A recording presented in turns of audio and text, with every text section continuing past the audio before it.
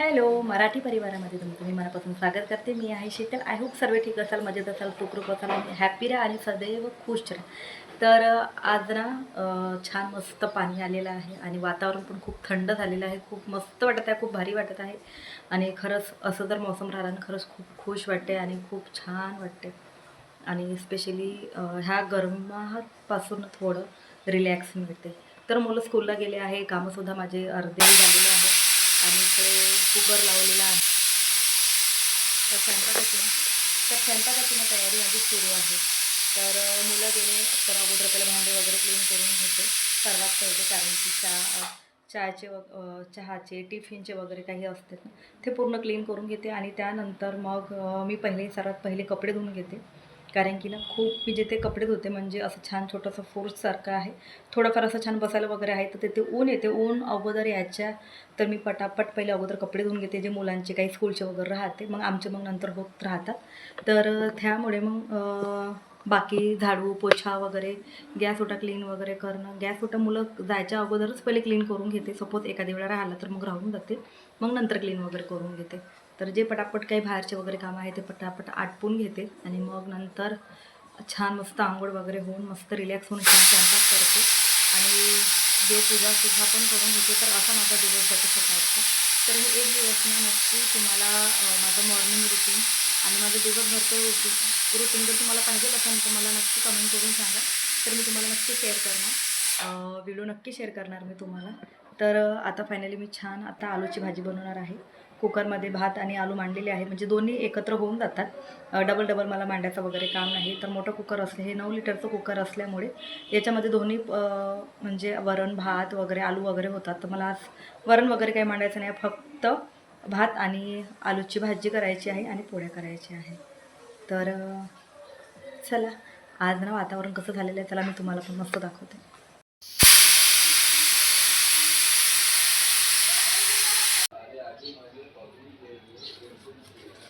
हे झाडं बघा किती छान हिरवेगार आलेले आहे, खूप सुंदर.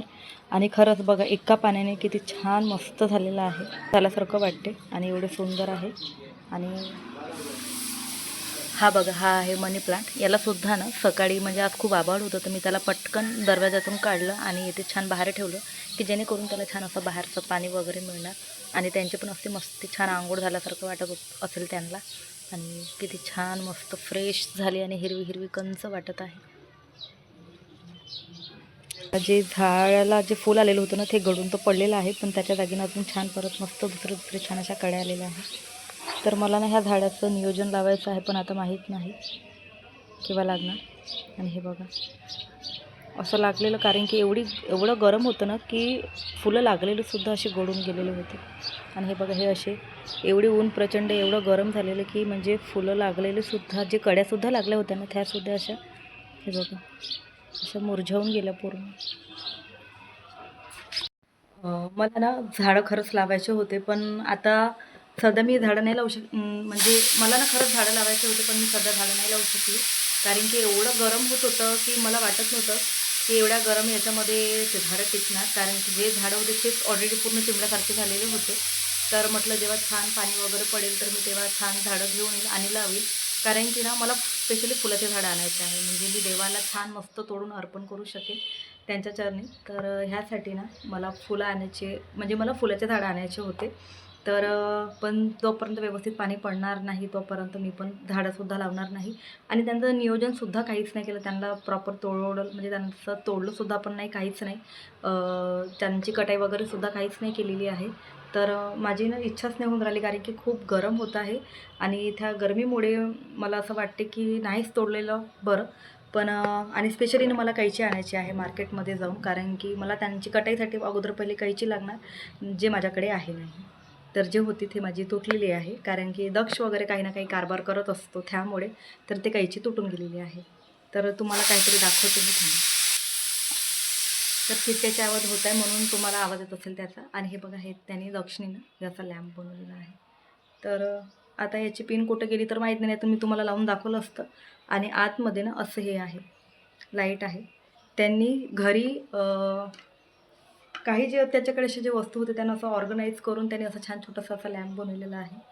तर त्याला ना इलेक्ट्रिक त्याचं खूप आवडते कामं, म्हणजे मी त्याला करू तर नाही देत, पण त्याला असं खेळायला वगैरे आवडते आणि तो केअरफुली कामं पण सुद्धा करते. तर असं त्याने बनवलेलं आहे. त्याने अगोदरच बोलवलं होतं, पण मला दाखवायचं होतं तुम्हाला, पण मी विसरून जायची. तर सकाळला ना काय होतात, हे बघा, पाणी येऊन सुद्धा गरम होऊन राहिलेलं आहे आणि पूर्ण मला घाण होत आहे. तर खरंच मी तर गरमीमुळे खूप परेशान आहे. तर चला, माझा स्वयंपाक झाल्यानंतर भेटू तुम्हाला. तर स्वयंपाक पहिले करून घेते आणि मग तुमच्याशी बोलते. फायनली माझी पूजा झालेली आहे.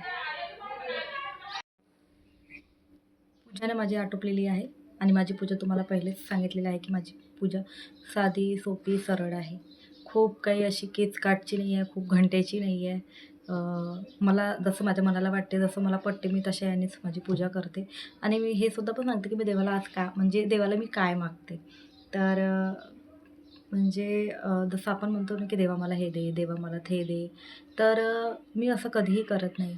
मी काय म्हणते देवाला, की त्याने आपल्याला जे धर्तीवर जे पाठवलं आहे, आपण जसं एक आपली आई आहे जिने आपल्याला जन्माला घातलं, तर ते आपलं ना कधीही वाईट विचार करणार नाही, कधीही नाही. आपल्या लेकराचं कोणती पण आई वाईट विचार करणार नाही. तसंच आपण पण ना देवाचे लेकरं आहोत, तर देव ना आपलं कधीच वाईट विचार करणार नाही.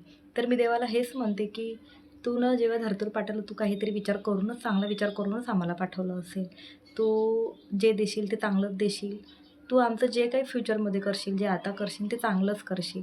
आणि मी हेच फक्त देवाला मागते की बस फक्त सर्वांचे हातपाय सुखरूप ठेव आणि त्याच्यानंतर काही मागत नाही. आणि खरंच मी एवढंच बोलते आणि एवढंच मागते ना, माझी फक्त माझं 1 मिनिटाचं किंवा 30 सेकंदाचंच असते. पण खरंच मला असं वाटते की खरंच देव माझं ऐकतो पण, आणि सर्वच आमचे हात पाय आम्ही खरंच खूप हॅपी आहोत आणि सर्व ठीक आहे. छोटे मोठे प्रॉब्लेम तर येत असतात, प्रत्येकाच्या जीवनामध्ये येत असतात. कारण की अंधाराच्या मागे जसं दिवस आहे, जसं सुखच्या मागे दुःख आहे, जसं राम आहे तर रावण आहे, तर तसंच आपल्या जीवनामध्ये पण सुख आणि दुःख तर असणारच आहे. तर मला तर हेच वाटते की आपल्याला जर देवाने घ्यायला लावलं काही गोष्टी, एखादी आपण जर कोणतं सुख मागू देवाला, देवाने म्हटलं की घे तुझ्या मुठीने, तुला जेवढं पाहिजे तेवढं घे, तर आपल्या मुठीमध्ये बसणारच किती आहे, 6-7% किंवा थोडंफारच बसेल. आणि आपल्याला जर देवाने म्हणू की तुम्ही तुमच्या याने द्या, तुमच्या हाताने द्या, तर देवाचा हात खूप मोठा आहे, देवाचं मन खूप मोठं आहे. जे देईन ना ते खरंच खूप चांगलंच देईल आणि जे देईन ना ते भरून देईन आपल्याला. तर म्हणून मी देवाला हेच म्हणते की, तर शेवटनं देवाचरणी माझी हेच एक प्रार्थना असते की सर्वांचं चांगलं कर, सर्वांचं भलं कर, त्याच्या मागून माझं चांगलं कर. तर अशी माझी रोजची छोटीशी प्रार्थना असते. गडबडीमध्ये बघा, माझं लक्षच नाही याच्याकडे, आणि मला वाटते 2 दिवसा अगोदर पाणी टाकलेलं होतं आणि गरम वातावरणामुळे याचं पूर्ण पाणी सुकून गेलेलं आहे. हे एक छोटंसं छान असं काचेचं बाऊल, एक डब्बी होती माझ्याकडे, तर मी याच्यामध्ये छान ठेवलं. आणि हे बघा, मनी प्लांटनं किती छान मस्त झालेलं आहे. तर आता मी याच्यामध्ये छान पाणी टाकते आणि असं याला छान मस्त धुवून पण घेते.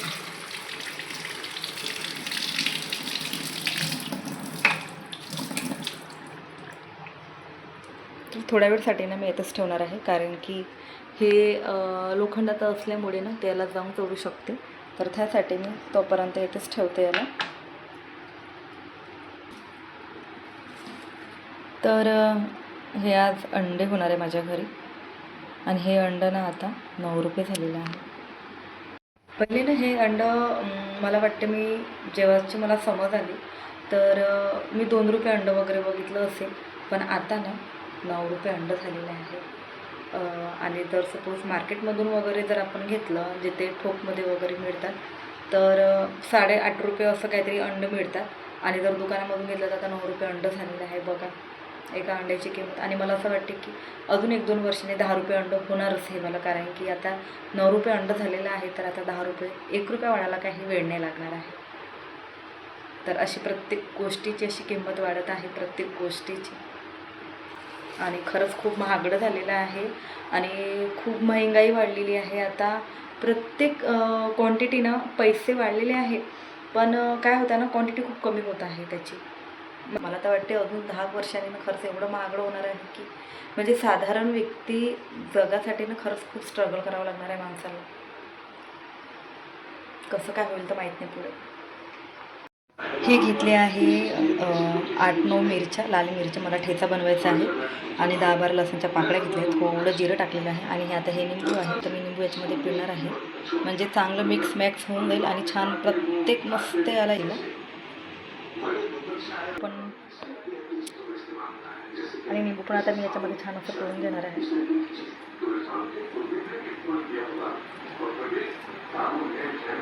आणि ह्या बिया काढणार आहे. पण ह्या अजून 2-3 याच्यामध्ये चालल्या गेल्या. आणि स्वादनुसार ना थोडं मीठ पण टाकणार आहे याच्यामध्ये.